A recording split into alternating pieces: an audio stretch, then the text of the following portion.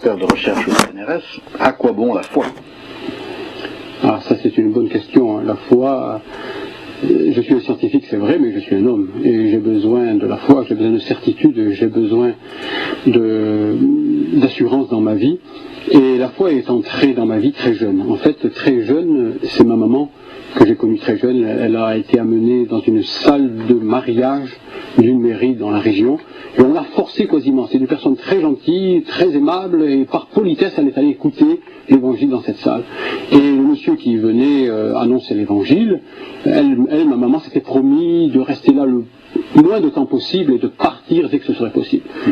Mais quand le monsieur a ouvert l'évangile, il a lu dans le chapitre 16 de l'évangile de Jean, il a lu ce texte merveilleux où Jésus dit « Il est avantageux que je m'en aille, parce que si je m'en vais, je vous enverrai le Saint-Esprit ».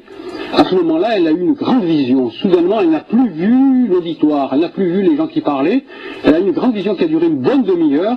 Elle a vu de la lumière, elle a vu des anges, et elle comprenait que Jésus était vivant. Et elle entendait dire « Jésus est vivant, il est vivant, il est vivant ». Et elle voyait un grand personnage lumineux, plus lumineux que la lumière. C'est vrai que c'est peu courant d'entendre parler d'une vision, en plus dans un office religieux, faut dire ce qui est. Dans un office religieux. Là, c'était dans une salle de mairie, tout simplement, et cette vision, elle en a parlé des quantités de fois, et à partir de ce moment-là, sa vie a été vraiment changée.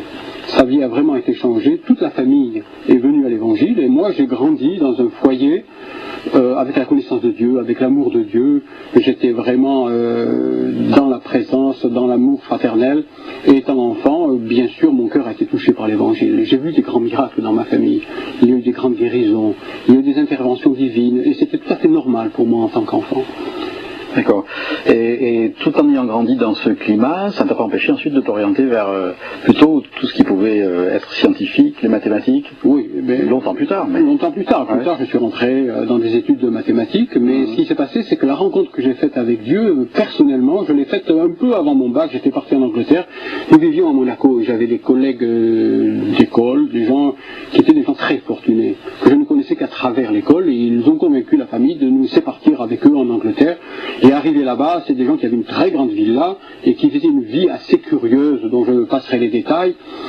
Mais disons, il en a résulté qu'il y avait de la drogue, il y avait tous les commerces imaginables, et ils m'ont tout volé. Je me suis retrouvé dans un parc à Londres, sans rien, qu'avec un pyjama, une valise et ma Bible. Et là, pour la première fois de ma vie, comme un adulte, je me suis mis à dévorer la parole.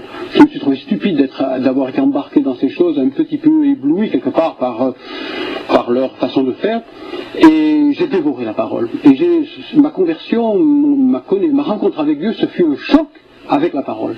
Vraiment un choc avec la parole. Plus précisément? Plus précisément, j'ai ouvert la parole dans l'Ancien Testament, dans le Nouveau, j'ai lu de grosses portions en peu de temps, presque 16 heures par jour.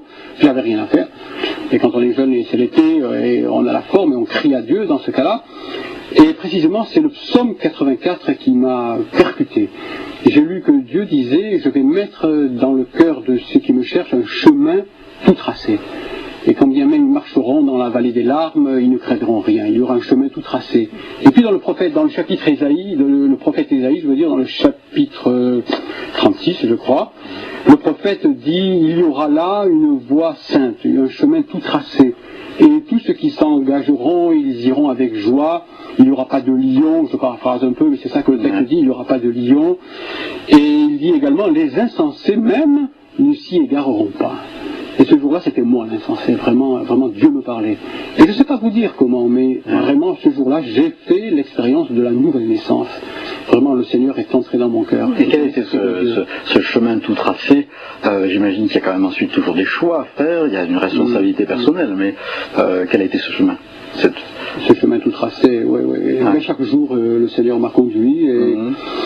Et disons qu'à travers beaucoup de circonstances, j'ai été amené à faire des mathématiques, de la science, à passer un doctorat, un deuxième doctorat, à voyager, à faire des conférences, à être invité dans des universités à l'étranger. Et partout, j'ai rencontré des chrétiens. Partout, j'ai fortifié ma foi.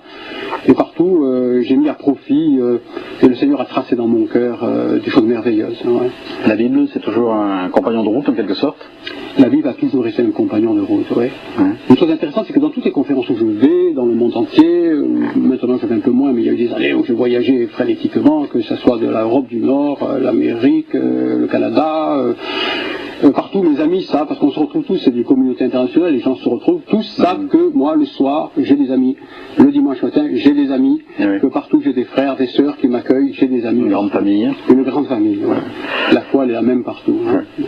Peut-être en guise de conclusion, est-ce que tu aurais une parole de cette Bible que tu puisses nous laisser comme cela, qui scelle un petit peu le tout? Oui, j'aimerais bien vous relire, puisque je l'ai paraphrasé mais un peu abîmé, le psaume 84 qui m'a tellement marqué. Vous m'excusez, je mets mes lunettes, mais le psalmiste dit « Heureux ceux qui placent en toi leur appui.